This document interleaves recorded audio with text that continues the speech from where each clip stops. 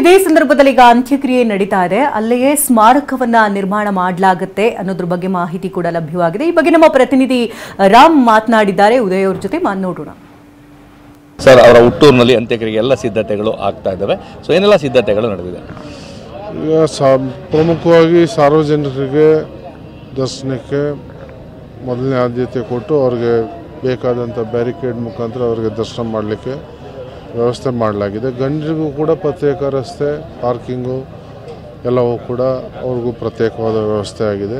ಅವರು ರೈತರಿಗೆ ಪ್ರಮುಖವಾಗಿ ಶ್ರೀಗಂಧ ಬೆಳೆಯುವಂಥ ಮಾರ್ಗದರ್ಶನವನ್ನು ಕೊಟ್ಟಂಥ ಏಕೈಕ ಮುಖ್ಯಮಂತ್ರಿಗಳು ಸಂಪನ್ನರು.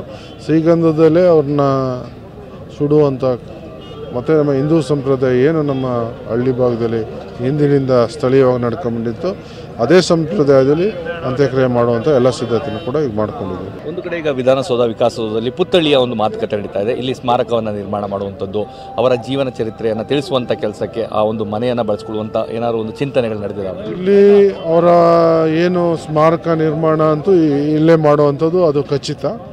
ಮಿಕ್ಕಿದ ವಿಚಾರ ಸರ್ಕಾರದ ಮಟ್ಟದಲ್ಲಿ ಬೆಂಗಳೂರಲ್ಲಿ ಏನು ಮಾಡುವಂಥದ್ದು ಅದು ಕ್ರಮ ಸರ್ಕಾರದಿಂದ ತಗೊಳ್ತಾರೆ. ಯಾಕಂದರೆ ಅವರ ಜೀವನ ಸಾಧನೆ ಸ್ಫೂರ್ತಿಯಾಗುವಂಥದ್ದು ಅಂತಾರಾಷ್ಟ್ರೀಯ ಮಟ್ಟದಲ್ಲಿ, ಯಾಕಂದರೆ CM ಆಗಿ ವಿದೇಶಾಂಗ ಸಚಿವರಾಗಿ ನಮ್ಮ ಊರಿನ ಒಂದು ಸೊಗಡನ್ನು ಇಡೀ ಅಂತಾರಾಷ್ಟ್ರೀಯ ಮಟ್ಟದಲ್ಲಿ ತಗೊಂಡವರು. ಹಾಗಾಗಿ ಅವರ ಜೀವನ ಚರಿತ್ರೆ ತಿಳಿಸುವಂಥದ್ದು ಒಂದು ಮ್ಯೂಸಿಯಮ್ಮು, ಈ ರೀತಿ ಪ್ಲಾನ್ಗಳು ಅವೆಲ್ಲವನ್ನು ಕೂಡ ಇದೆಲ್ಲ ಮುಗಿದ ನಂತರ ಚರ್ಚೆಯನ್ನು ಮಾಡ್ತೇವೆ.